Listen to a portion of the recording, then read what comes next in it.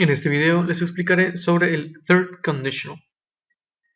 Usamos el third conditional para hablar acerca del pasado. Describe una situación que no sucedió e imagina el resultado de esa situación. También expresa arrepentimiento por no haber hecho una acción en el pasado. Las oraciones se dividen en dos partes: condición y resultado. Detrás de la condición se escribe la palabra if. La condición es algo que debe de suceder para que ocurra el resultado. Se debe de cumplir la condición para obtener el resultado. Y podemos escribir de dos formas. Primero, if, después condition, una coma al terminar la condition y por último el result. O podemos escribir primero result, if y por último condition. En esta parte no vamos a dividir la oración con una coma. Solamente ponemos la coma cuando comencemos la oración if condition, para después escribir el result. Muy bien, ahora veamos sobre la gramática. Empecemos con la primera opción. If condition, result. Bien, ¿cuál es la gramática que utilizaremos aquí? Es la siguiente. Entonces, primero escribimos if y después la condition vamos a escribirla de esta manera, de esta forma gramatical. Primero nuestro noun, nuestro sujeto, enseguida had. Si estamos haciendo una oración negativa, escribimos not. Si es una oración positiva, ignoramos esta not. Enseguida, participle, un verbo conjugado en el tiempo participle. Y por último, el object. Después, ya que tenemos el object escrito, podemos poner una coma y comenzamos a escribir el result. Y escribimos el noun, después would, not, si es una oración negativa. Si es una oración positiva, ignoramos not, have, participle y terminamos con el object. He de señalar que el object o el predicado no es forzosamente necesario que lo debamos escribir en una oración, pero si lo escribimos debe de ir después del participle. Ok. Bien, ahora como una nota me gustaría hablar sobre las contracciones. Si yo escribo I had, puedo escribir para su contracción I apóstrofe the. You had, you'd, he had, he'd, etcétera, etcétera. Así estoy uniendo I con el had, you con el had, o el sujeto que yo estoy utilizando con el verbo had. Si la contracción voy a hacerlo con el had y el not, puedo escribir hadn't. Muy bien. Ahora podemos ver algo curioso que sucede también al contraer el sujeto con would, que es exactamente la misma contracción. El sujeto, el sustantivo, una apóstrofe y la letra D, I'd. ¿Cómo diferenciamos entre I'd de I had y I'd de I would? Dependiendo de lo que estemos leyendo. Si yo veo I'd, I had y enseguida de ese I'd veo un verbo en participio, entonces estaré hablando de la condición. Pero si yo veo I'd y enseguida de esa de, ese I'd, veo have, entonces estoy hablando del resultado. Esa contracción es de would. ¿Ok? Esa es la diferencia. Debo de ver las partes de la oración para identificar si estoy contrayendo I had o I would. Y por último, si quiero contraer would not, voy a hacerlo de esta manera. Wouldn't. Los verbos en participio podemos revisarlos en algún listado que tengamos a la mano. En este caso, yo tengo este listado de aquí. Aquí para los verbos regulares, tengo su forma normal, su forma en presente, y los verbos regulares en pasado y participio comparten la misma forma de conjugarse, que es terminando en ed. Para los verbos irregulares es diferente.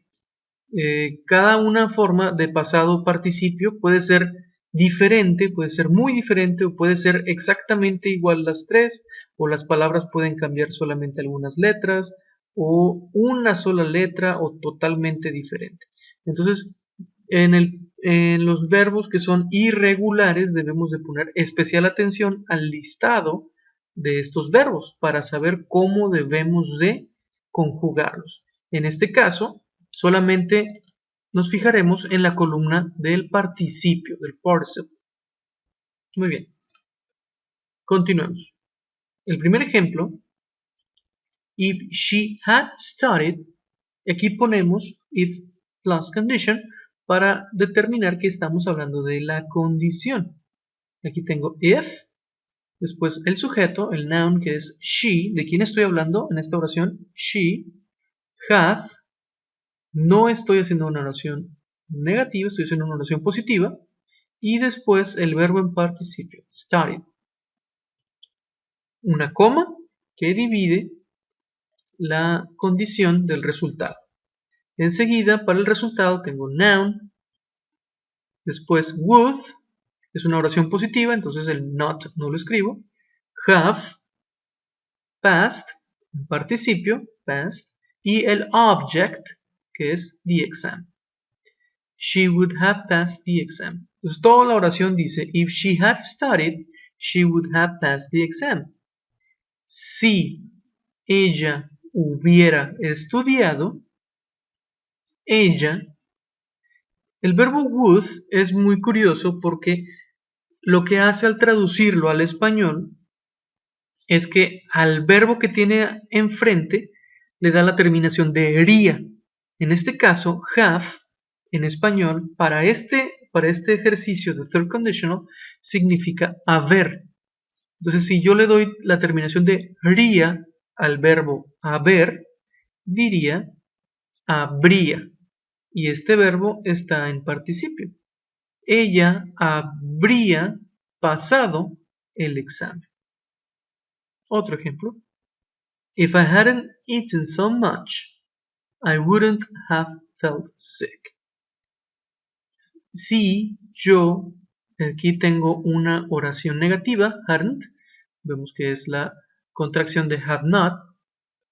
Si yo no hubiera comido tanto, o si yo no hubiera comido demasiado, comma, I wouldn't have felt sick.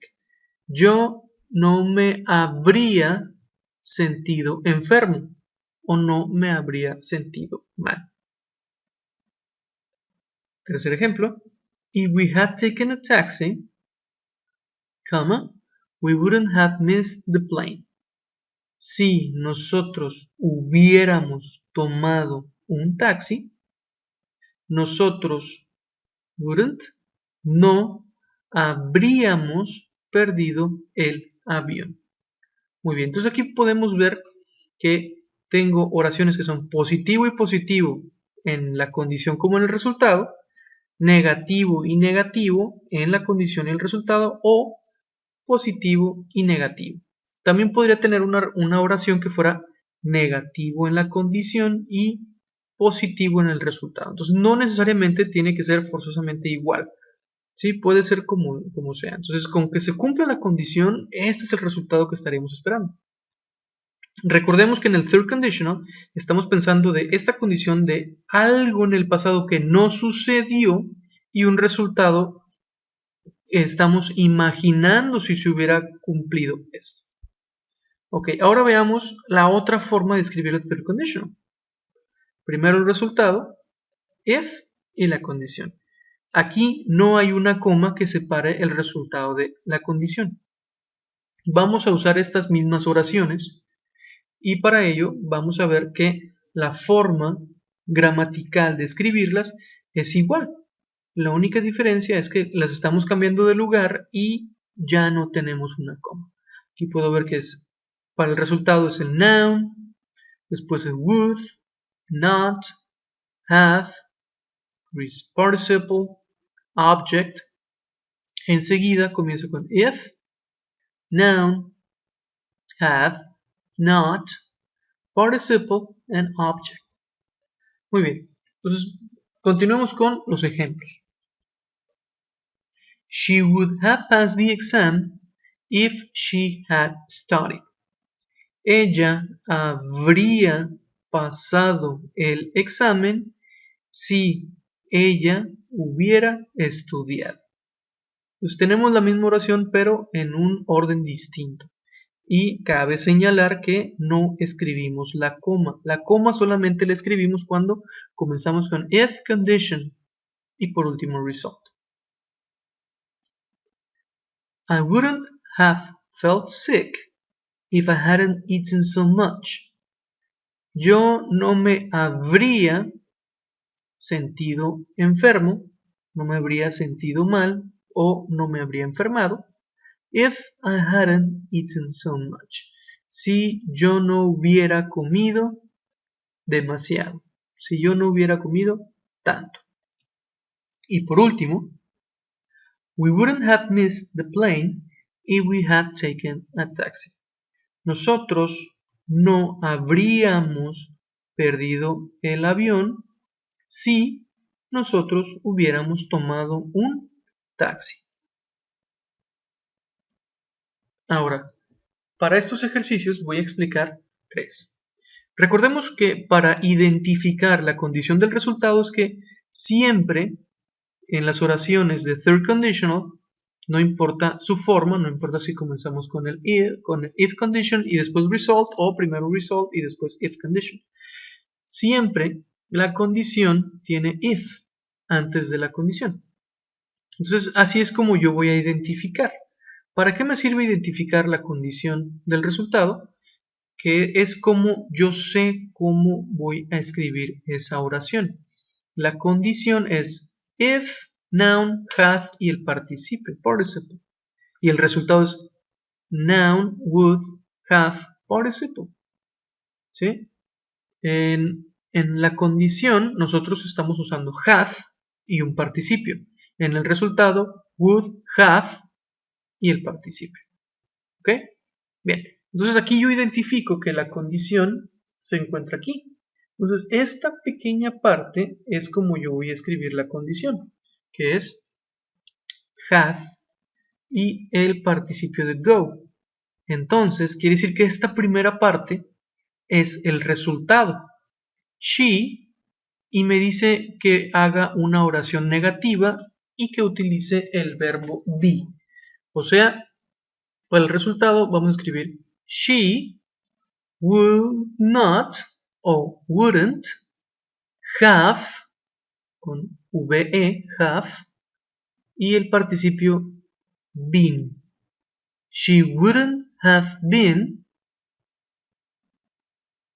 tired if she, y aquí nada más have con D al final y el participio de go. She had gone to bed earlier. She wouldn't have been tired if she had gone to bed earlier. Ella no habría estado cansada si ella se hubiera ido a la cama temprano. Earlier. Muy bien.